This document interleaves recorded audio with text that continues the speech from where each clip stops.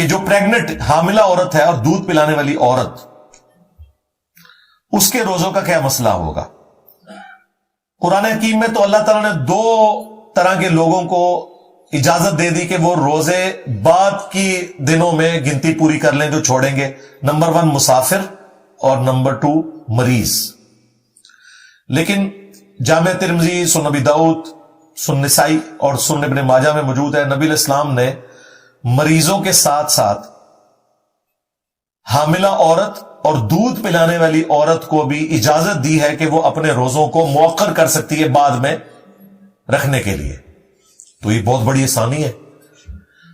اور اسی میں ایک کریٹیکل مسئلہ جڑا ہوا ہے.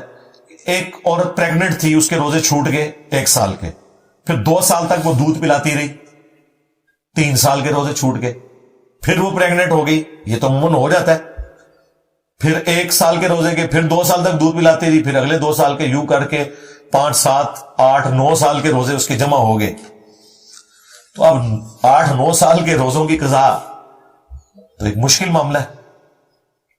اور یہ کوئی تھوڑے روزے نہیں ہے، 30 روزے اس کے چھوٹ رہے ہیں. تو ایسی صورتحال میں آپ قرآن کا وہ جنرل حکم فالو کریں گے، لا یکلف اللہ نفسا الا وسعها. اللہ تعالیٰ کسی جان پر اس سے بڑھ کر بوجھ نہیں ڈالتا، مگر وہ بوجھ جس کو وہ اٹھا سکتا ہے. تو اس کے تحت پھر وہ عورت جو ہے فدیہ دے دے، اسے روزے رکھنے کی ضرورت نہیں ہے. ہر روزے کے بدلے 1 وقت کا کھانا مسکین کو کھلا دے یا اس کے ایکویلنٹ رقم دے دے. تو وہ چونکہ ایک پرماننٹ مریض والی اس کی کنڈیشن ہو گئی نا اتنے سالوں تک، تو اس کے لیے قضا کرنا یہ ایک مشکل کام ہو جائے گا. اس میں پھر اس کو اجازت ہے. شوگر کا مریض ہے اگر کوئی شخص اور اسے کچھ دیر بعد کچھ انٹیک لینا پڑتا ہے، یا کسی اور بیماری میں جس میں اس کو مسلسل کچھ کھانے پینے کی ضرورت پڑتی ہے کہ وہ روزہ رکھ ہی نہیں سکتا، یا اتنا بوڑھا ہو چکا ہے کہ وہ کمزوری کی وجہ سے روزہ نہیں رکھ سکتا، تو اس کے لیے پھر وہی سورۃ البقرہ کا حکم ہے کہ جو لوگ مشکل سے روزہ رکھنے پر قادر ہیں وہ پھر مساکین کو فدیہ دے دیں گے. اور یہ آیت عبداللہ ابن عباس صحیح بخاری میں آتا ہے کہ پڑھتے تھے اور کہتے تھے یہ آیت منسوخ نہیں ہے. صحابہ کرام میں 2 طرح کے لوگ تھے جو ان آیات کے فہم میں فرق کرتے تھے. وہ کہتے تھے کہ یہ آپشن پہلے تھی کہ آپ فدیہ دے سکتے ہیں، اب آپ نے روزہ ہی رکھنا ہے. تو عبداللہ ابن عباس کہا کرتے تھے یہ آیت منسوخ نہیں ہے، بلکہ یہ آیت کا حکم آج بھی باقی ہے ان مریضوں کے لیے، بوڑھوں کے لیے جو روزہ نہیں رکھ سکتے. ہاں یہ بات درست ہے کہ شروع میں حکم یہ تھا کہ چاہے روزہ رکھ لے کوئی صحت مند بندہ بھی، چاہے فدیہ دے دے. وہ والا معاملہ تو منسوخ ہو چکا، اب روزہ ہی رکھنا ہے، وہ فدیہ والا معاملہ نہیں ہے. لیکن مریض کے لیے، بوڑھے کے لیے یہ حکم آج بھی باقی ہے. عبداللہ ابن عباس نے وہ آیت پڑھ کے کہا کہ آج بھی یہ حکم باقی ہے بوڑھوں کے لیے اور مریضوں کے لیے. لہذا یہ مسئلہ میں نے ساتھ کلیئر کر دیا. مسافر کیا روزہ رکھ سکتا ہے کہ نہیں؟ مسافر کو اللہ تعالیٰ نے قرآن میں اجازت دے دی ہے کہ وہ روزہ چھوڑ سکتا ہے، لیکن اسے مؤخر کرے گا بعد کے دنوں کے لیے، گنتی بعد میں اس نے پوری کرنی ہوگی. اور اگر رکھنا چاہتا ہے تب بھی کوئی حرج نہیں ہے، لیکن یہ ایک آسانی ہے جو آپ اویل کر سکتے ہیں. بخاری اور مسلم دونوں میں حدیث ہے، نبی علیہ السلام ایک جگہ سے گزرے، ایک شخص کے اوپر لوگوں نے سایہ کیا ہوا تھا. آپ نے فرمایا اسے کیا ہوا؟ تو بتایا گیا کہ اس نے سفر میں روزہ رکھا ہوا ہے. تو آپ علیہ السلام نے فرمایا ایک بندے نے روزہ رکھ کے اتنے بندوں کو مشقت میں ڈالا کہ اتنی بڑی چھتری اس کے لیے اٹھائی ہوئی ہے. تو آپ نے فرمایا کہ سفر میں روزہ رکھنا کوئی نیکی کا کام نہیں ہے. یعنی اس طرح کی نیکی کہ وہ دوسرے کے گلے میں آپ نے ڈال دی ہے کہ وہ بےچارے لے کے چھتری کھڑے ہیں کہ جی اس کا روزہ ہے، روزہ کی طرح ڈگ نہ پوے تھلے، ٹھیک ہے، انہوں تھمی دیتی ہوئی ہے روزے نو. آپ فرمایا روزہ رکھنا سفر میں کوئی نیکی کا کام نہیں. پھر بخاری اور مسلم دونوں میں حدیث ہے،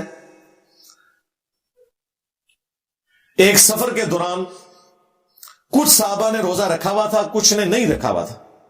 جب غروب آفتاب کا وقت قریب آیا تو جو روزے دار تھے وہ تو بےچارے نڈھال ہو کے گر گئے، اور جنہوں نے روزہ نہیں رکھا تھا، اللہ کی فیسلٹی سے فائدہ اٹھایا ہوا تھا، انہوں نے ان کے لیے خیمے لگائے، ان کے لیے افطاری کا بندوبست کیا. اور پھر نبی اسلام نے اس میں ورڈکٹ دی کہ آج روزہ نہ رکھنے والے روزہ رکھنے والوں پر بازی لے گئے. ظاہر ہے ان کے روزے کا ثواب بھی انہیں ملا نا, افطار کروایا. بخاری اور مسلم دونوں میں حدیث ہے, صحابہ اکرام کہتے ہیں کہ جب ہم نبی علیہ السلام کے ساتھ سفر میں ہوتے تھے نا, تو بعض لوگ روزہ رکھ لیتے تھے, بعض چھوڑ دیتے تھے. جنہوں نے رکھا ہوتا تھا وہ نہ رکھے وہ کو کچھ نہیں کہتے تھے, اور جنہوں نے نہیں رکھا ہوتا تھا وہ رکھنے والوں کو کچھ نہیں کہتے تھے, یعنی انہیں پتا تھا یہ آپشنل ہے. ایک اور حدیث ہے بخاری اور مسلم میں, نبی صلی اللہ علیہ وآلہ وسلم نے فرمایا کہ تم چاہو تو سفر میں روزہ رکھ سکتے ہو, اور چاہو تو اللہ تعالیٰ کی اس فیسلٹی سے فائدہ اٹھا سکتے ہو کہ روزے کو چھوڑ دو, بعد میں اپنی گنتی پوری کر لو. اب ان چیزوں کی وجہ سے پھر تھوڑی سی کنفیوژن تھی لوگوں میں. وہ پھر ایک صحابی نے, صحیح مسلم میں آتا ہے, نبی علیہ السلام سے پوچھا کہ یا رسول اللہ کیا سفر میں روزہ رکھنا یہ گناہ کا کام ہے؟ تو آپ نے فرمایا گناہ کا کام نہیں ہے, اللہ کی طرف سے آسانی ہے. اگر تم روزہ رکھنا چاہتے ہو تو رکھ لو, اگر چھوڑنا چاہتے ہو تو چھوڑ دو. تو اس سے بالکل کلیئر ہو گیا کہ یہ کوئی گناہ نہیں ہے اگر کوئی رکھ لے. حتیٰ کہ سنن نسائی میں حدیث ہے, اما عائشہ سلام اللہ علیہا کہتی ہیں کہ ایک سفر میں نبی علیہ السلام کے ساتھ تھی. نبی علیہ السلام نے نماز قصر پڑھی اور میں نے پوری پڑھی. نبی علیہ السلام نے رمضان کا روزہ چھوڑ دیا سفر میں, اور میں نے روزہ رکھ لیا. بعد میں نے حضور سے جب ذکر کیا تو آپ نے فرمایا احسنتی یا عائشہ, عائشہ تم نے بہت اچھا کام کیا, اور مجھ پہ بھی کسی چیز کی ملامت نہیں ہے. یعنی میں نے جو چھوڑا کوئی گرفت نہیں ہے, اور جو تم نے رکھ لیا تمہارے اوپر بھی کوئی گرفت نہیں ہے. نماز پوری بھی سفر میں پڑھ سکتے ہیں آپ, اور روزہ بھی رکھ سکتے ہیں.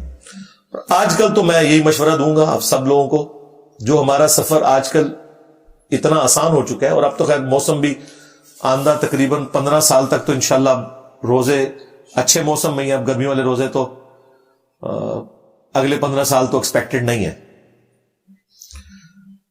تو سفر میں جو روزہ رکھ سکتا ہے وہ روزہ رکھ لے, کیونکہ بعد میں گنتی پوری کرنا بڑا مشکل ہو جاتا ہے. رمضان میں تو ایک ماحول بنا ہوتا ہے تو آپ رکھ لیتے ہیں,